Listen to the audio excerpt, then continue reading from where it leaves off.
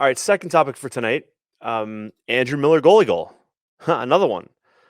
I did this last year for Andrew scored in high school, and I think this is his freshman year. And according to the commentary, he's the fourth goalie, and in this game, he's also 6'4", 195 pounds. He's an Aries, and he likes long walks on the beach. I'm totally kidding, but the announcer was having a field day. Um, talking about Andrew's stats. So I'm going to move my face. Can I move my face? I'll move my face a little bit. There you go. Get me out of the way. All right. So there's no audio. I'll play this once live. Question.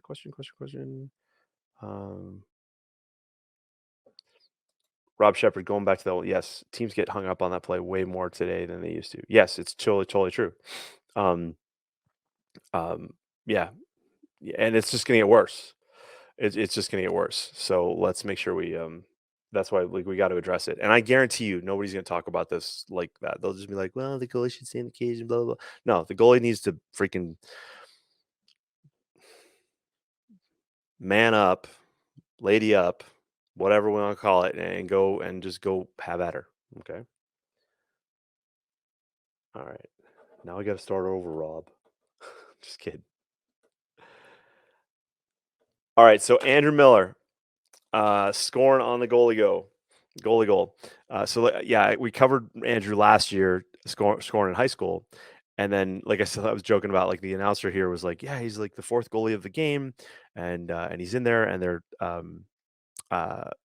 he's like, I don't know, he's like 7 feet 4 inches tall, 195 pounds, and he's the announcer really loved him. So I'll play it live, and ball's in the corner there, back right on a clear. I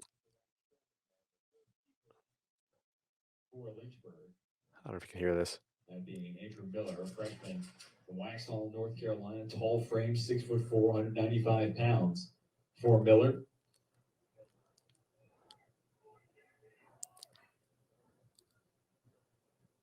Miller gets it across midfield. Steps up further in the attacking third. Takes the shot. And has his first collegiate goal. This is awesome. I'll let the replay go too. Andrew Miller. What a way to make an entrance. Welcome to the game, young man. Face the shot. Then skip it up and over the opposing keeper's left shoulder. All right. 25 left. All right, so let's talk about this. So I love a good goalie goal. I really do. I do think that sometimes when I talk about changing the game and goalie save percentages and equipment, and I do feel like that the game of lacrosse would benefit if we somehow banned like the men's goalies from leaving an area. It's kind of like in ice hockey, they back in the 90s when goalies started getting really good with a stick, they would go way out to the corner making plays and stuff like that, and it got kind of dangerous. They then reeled in the goalies so they can't go so far out of the cage to play the puck. And I kind of feel like that sometimes with lacrosse. But anyway, they're fun to watch for sure. But I wanted to go through some things here because this blew my mind in terms of how poorly the rest of the team reacted to their goalie, as the goalie left the cage and cleared the ball. And so now this is a collegiate program, and now I get it. It's D3. They're doing a little bit more homework than they are playing lacrosse. I get it. But I've seen JV programs in some areas of the country that do this better. Like I swear, like I totally swear. So here, let's rewind this a little bit. Let me just go back here. Boom. Okay, so first thing I'll just talk about is that I love it when a team gets the ball to the goalie on the clear. Okay, why is this not? Hold on. Why is this not where's my other audio track here? Mute, baby. Mute. I'll just turn it down. Okay. So I love when teams go right to the goalie. Now I don't necessarily know why they just headmanned it here. I believe they're even strength. I don't think there's any mistake here on even strength. So what's happened though, for those of you guys that saw my video last week, and for those of you that emailed me, I got 3 great emails from coaches in New York going like, "We do that. We all do the midi down here, and it sucks." Well, in this case, they sent a midi down.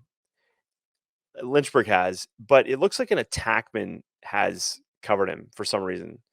If I can just kind of piece all this together, I might be wrong, but if you look right there, that's the midi, a shorty, and uh, that's I think it's an attackman with him. So 25, the defender gives the ball back to the goalie. But the rule, everybody, that you really want to understand with your goalies and your long poles is that we really want if we especially if you're on a football field, you can see this real easy. But we want the goalie and the defense about 5 yards upfield from each other. So the long poles are going to be 5 yards upfield typically than the goalie. And so in this case, like Andrew's a little bit far behind. He's a little bit deep. So when this pass goes back to him, it's kind of interesting because the defender kind of hooks the pass a little bit. And I kind of feel like though, because he hooks it, it forces Andrew to lunge forward. And now he's like, oh, wait a second. Now I got to go. Now eyes are on this player. Okay. Eyes are on this player. And for those of you guys that know who they're playing, can you let me know? I can't remember who this is. So there he goes. Now, blue attack, Lynchburg midfielder, another blue attack, a third blue attack. Okay. So there's your other long pole over here. So 1, 2, 3, 4, 5. Now, boys and girls, how many players do we need to have on the defensive half of the field at all times? 4. The answer is 4. Okay. So if one of our midfield friends has come back on the defensive half, well, now we have an extra friend, which means one of our friends can go over the midfield stripe. And in this case, it's Andrew. It's our friend Andrew. Andrew's going to run the ball over the midfield stripe. And that's okay because our midi friend is already back. Fabulous. Done, right? Great stuff. Great stuff, Andrew. You go. Now, Andrew here takes his eye off, like just loses his focus for a moment. Because what Andrew should be knowing at this point is that, oh, I got a midi to my right. I'm gone. I am right over the midfield stripe. I'm gone. I'm not looking at anybody else other than like going to score. And if I can beat this guy, we're good. But Andrew even gets a little concerned. He's like, wait, what? But now, what the hell is this guy doing? This midi. This midi. I mean, listen, you're all smart students. Like you're at a Division 3. Like it's right. We always say there's more academics at the Division 3 schools, right? That's why we say, well, like, oh, the kids, maybe they're a little smarter there, and they're more academically focused and they're above average. But this guy is not, because why? He failed math. And he forgot the friend rule. Like, we already have a friend on the defensive half of the field. We already got 5 guys, right? So if Andrew takes the ball over, we now how many 5 minus 1 is 4. We're good. Then what the hell are you doing trying to run back to get on sides? Like, how poorly coached is this? And I'm not talking coached at the collegiate level. I'm going like, how many teams has this kid ever played on that he doesn't know or hasn't been taught or cares not to remember, like what we do on a clear like this? And folks, this is why, like, that the clear video I have on YouTube that's like now like 1,200 years old and has like 87,000 views, like easy clear for most lacrosse goalies. Please watch it. Please give it to your coach. Please, and then give it to your attack, because there's so many opportunities here. And now they've just poached one of them, right?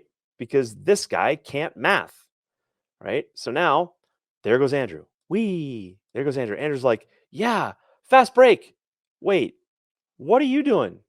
Now, by the way, that midi that just ran off the field to stay on side, yeah, the guy that was defending him, see that shadow, goes to double the goalie. Now, he's not that bright either because he would have gone a little bit more aggressively. But he doesn't know he should be thinking like, wow, that's my man now. But no, he doesn't understand either. But his jersey number is 99, so that's kind of cool. Almost as cool as 69, but not totally, right? But obviously, he's like a Wayne Gretzky fan now because this attackman doesn't know what the hell he's doing. He's basically run his defender into Andrew's path. But Andrew's like, hell no, I'm not stopping, which he should be. And so there goes Andrew. But now this attackman, and can we just talk about this attackman? How many fast breaks have you ever run in practice and coaches said, all right, listen, when that midi comes right down the center of the field, I want my low attackman to run as far away from the play as possible, right? Who does that? Who would look, what are you doing? Are you guys all high? Like, is pot legal at Lynchburg? Like, what's really, right? So, like, this just blew my mind. So now Andrew's like, no, screw it. I'm going to beat you too, man. And now Andrew's going to, now, can we just talk about this guy? What the hell is he doing? We're already on sides twice now. Like, twice, like, where are you going? Who is coaching this team? Like, like, seriously. Like, and now the defender's like, oh, wait, what? Wait, what? Like, what? Right now, there you go. So Andrew at this point has his team has done pretty much everything to get in his way, like to free up all the defenders on this blue team to slide to the goalie, and he still scores. And I think that, pardon me, is fucking fantastic.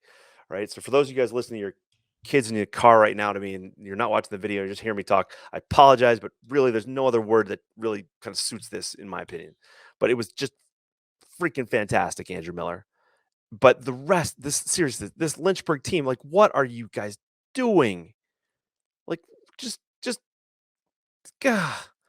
And for the coaches, please, could you just have like, do me a favor, have like pizza night, and in your coaches or in your coaches room or in your team room, and bring your team in and watch the YouTube video, an easy clear for most lacrosse goalies. Please watch that.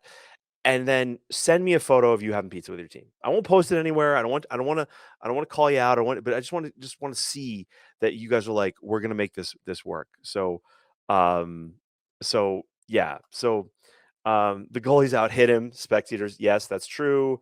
Mike Perech, right? So sometimes there's no better word than the F-bomb. And I just dropped it. So I really appreciate, I appreciate that support, Mike Perech. So, but like, really, I want everybody to understand because I know I've got parents who have goalies with Division I aspirations. I have parents with goalies who have Division II, Division III, NAIA, MCL, like whatever, like and some of you guys have goalies that they're like they're gonna change the world, and I just want you to realize sometimes like the level of thinking is not nearly as great as you think it is.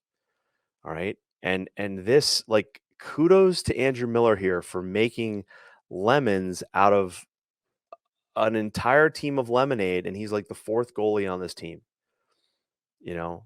And it's just like, he's getting, I know what this is like too. It's fourth quarter, there's like a minute and a half left to go in the game. You don't want to screw anything up, but then you all of a sudden you find yourself here, you're like, wait, I gotta go on a fast break. But my team doesn't know what the hell they're about to do. Right? And this guy doesn't like it's like he's scared everybody. He's scared all of his team's attack. He's scared this midi. This guy over here is like, get me the hell out of the play. This guy is like, what? You have a big pocket, a big stick, and I don't understand. No, he's a midi. Just treat him like a midi, right? Just treat him like a midi, right? And there he goes. And then this guy, he has had like a seizure, and he's running for like an EpiPen because he's got like there's like obviously a bunch of bees chasing this kid. That's his only excuse, right? And this guy's like, maybe I'm gonna get out of the way, but I'm left-handed and I don't know how to put the stick in my right hand, so he won't pass to me. And thank God you shot it off stick on a bounce because you know, Andrew Miller, that goalies don't practice bounce shots enough. And if you bounce it just right, he's gonna go low and you're gonna bounce it over his freaking shoulder because he's too low in the cage. And that's exactly what you did. All right. So just really good. I, Jonathan, um, Jonathan Redford, God damn it, an F bomb in the same sermon. You have been hanging with the rugby crowd too long. Yeah, right. Sorry. EpiPen for lemonade. There you go. There you go. And I appreciate that. Yeah. So I apologize. Sometimes I swear a little. I never swear at anybody, but I like to swear. Okay. Like that's my thing. And for those of you guys that ever watched like Obama on comedians and cars getting coffee, doesn't matter if you liked Obama or not. I just loved the line when he said, Seinfeld's like, "What do you do when things get totally?" He's like, "I curse," and I was like, "Yes, thank God." Right. So that's the deal. So,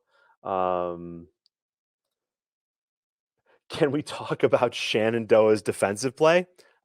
Really? Really? Okay. I know you're probably joking, Rob, but I'll do that. Okay, so here's the deal. Um, so let's talk about this attackman. Um, Mike, I don't trust people who don't curse. Thank you. Um, so Rob, I know you're probably kidding, but I'm going to do it a whole other night. Maybe I'll just touch on this for a second. All right. Uh, because one of the things for your goalies, and yeah, Rob, this is a good prompt for me. So let me just do this. Um, So on any clear, right? On any clear, the attack, the attack they have a rough go, right? But most attack are taught never to clear the ball, or never to ride past midfield, right? Let's do that. Um, so here's an attackman, and there's a long pole, and he is covered by I think a midi, right? So this started out okay, but the problem that Shenandoah, right? Did I get this right? Um, um, the problem here is that when they covered the midi, this is the midi. So Lynchburg brings the midi down, and they put an attackman on that midi. I believe. Okay, I believe. If this is actually a midi on a midi, then most likely this may have been an attackman. Like, they might have that understanding, like, "Okay, we'll put an attackman on the high long pole, and then if they bust out, then you drop in." But what should happen here is that this Shenandoah player should match feet with this long pole, because then what that would have done was it allowed this attackman to play defense on the goalie. And what you wanna do with your team is you wanna tell your team that, "Listen, we don't need the ball at midfield." Like what happens a lot of times is a player will go and they'll try to like strip the ball carrier, and a lot of times they end up getting penalties. Okay, a lot of times they end up getting penalties, and that just doesn't help us, right? Better to just kind of get back in the hole and match up, right? And that's what I would if I was coaching Shenandoah here. I'd like just drop in, treat the goalie like a midi, drop in, don't let anything happen, and then you're good, right? But no, now, the second this dude has a seizure, this is the first player that has a seizure and is running for the lemonade stand, right? Or his EpiPen. If I'm a defender covering this guy and he runs himself out of the play, and so what you can basically do for all the coaches watching and all the parents, you can let me just do this for a second. If we whiteboard this up, um, will that work? So what I like to do is if you think in circles, right? If you think in circles and the cage is somewhere in that circle, right? So let's say the cage is like down here somewhere, right? If you're defending, like let's say as the ball carrier comes down the field, this circle gets smaller and smaller and smaller. Well, the player you're defending, if I'm defending a player and I've got an attackman, and then that attackman ends up outside the circle, they're behind the play. Okay. So what that ends up doing is that allows you now as a defender to take a risk to block the ball carrier, because if the ball carrier comes down and then kicks the ball outside, well, you can easily turn back and still play defense. Okay. So that's kind of the gist of it. So the second this guy like freaks out and runs away, well, now this defender here, you can kind of see his shadow. Now you're covering the ball carrier because your guy's like done. It's like you've taken a play, you've gone from a 6-on-6 to now, um, like a 6-on-5, or sorry, a 5-on-6. So now we have an advantage, right? And then as we go further, like here, this player is so far out of the play. Like this attackman that's side left. And again, this applies for the girls too. That player's so far out of the play. Well, now we can take this defender and bring them closer to the center of the field to, one, just gum things up, right? Look like we're a fortress, even though we may not be, right? But that's the same thing, right? And as the same thing for this defender. Like you got to tell your D, like, listen, if they shoot the ball outside 15 yards, if they're going to take that shot, our goalie has to make that save. So give up the shot. Go ahead. It's okay. So back in inside 15 yards, then this doesn't happen, right?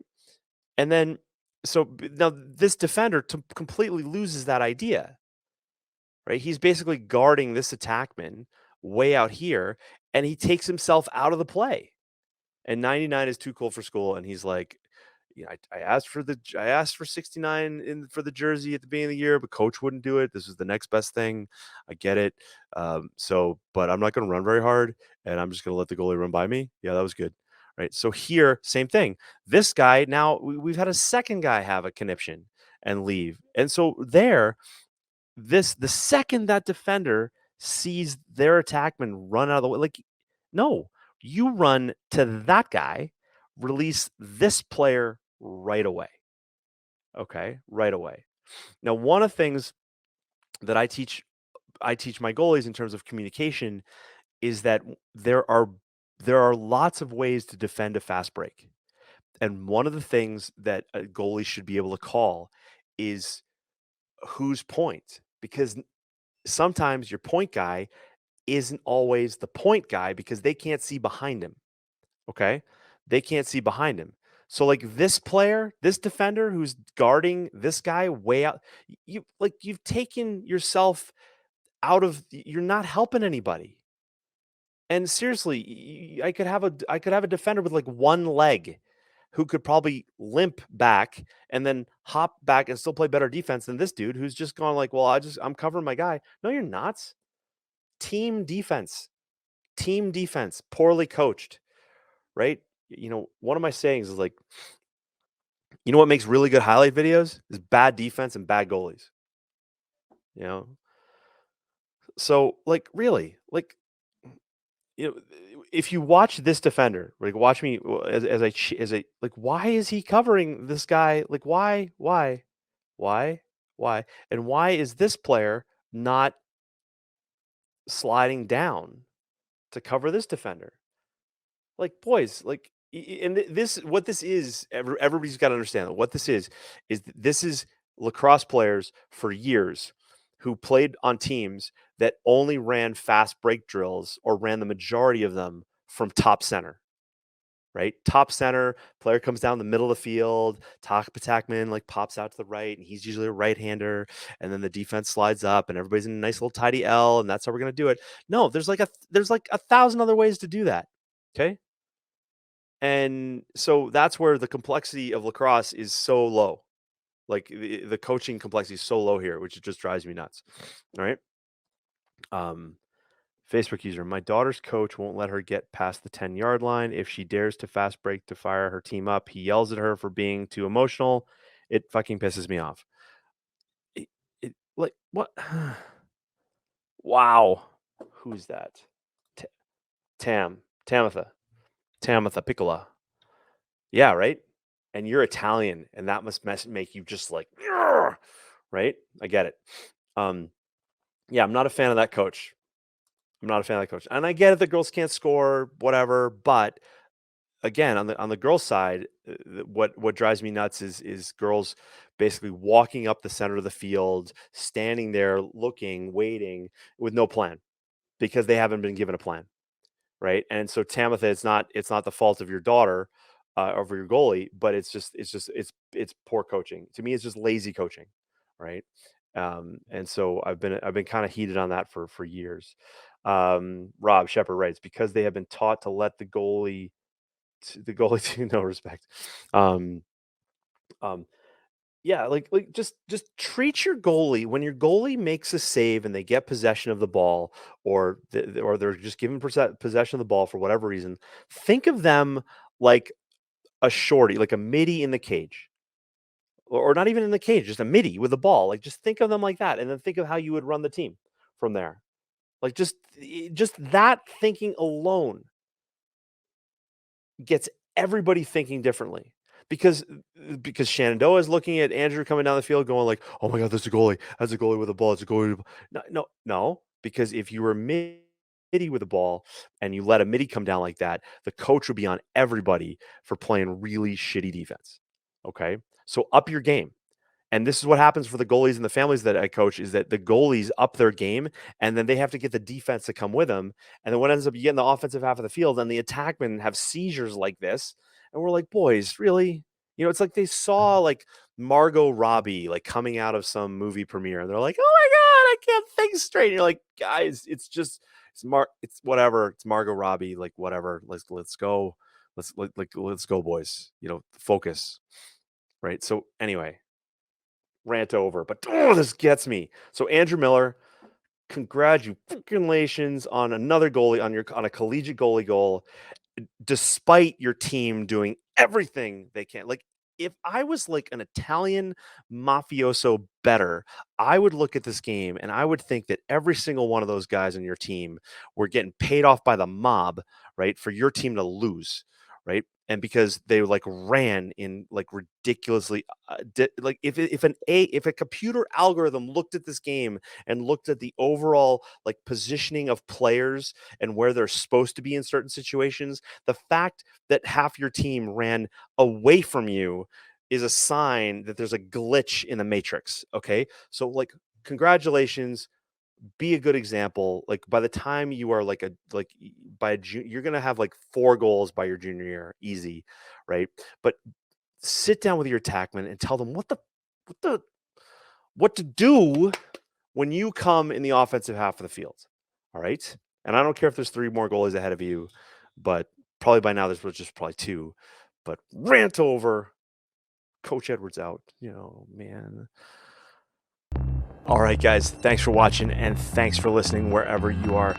Do me a favor, hit the like button if you like this and be sure to subscribe if you haven't already. When you're ready, head on over to lacrossegoalieuniversity.com/coaching so I can work with you and your goalie. And while you're at it, check out athletespecific.com to learn more about mental performance and high performance. You may not know this, but I work with athletes in a variety of sports. Lacrosse is my love, but man, I love athletes and the families who support them. So head on over to athletespecific.com, check it out. I'll see you in the next video. Cheers.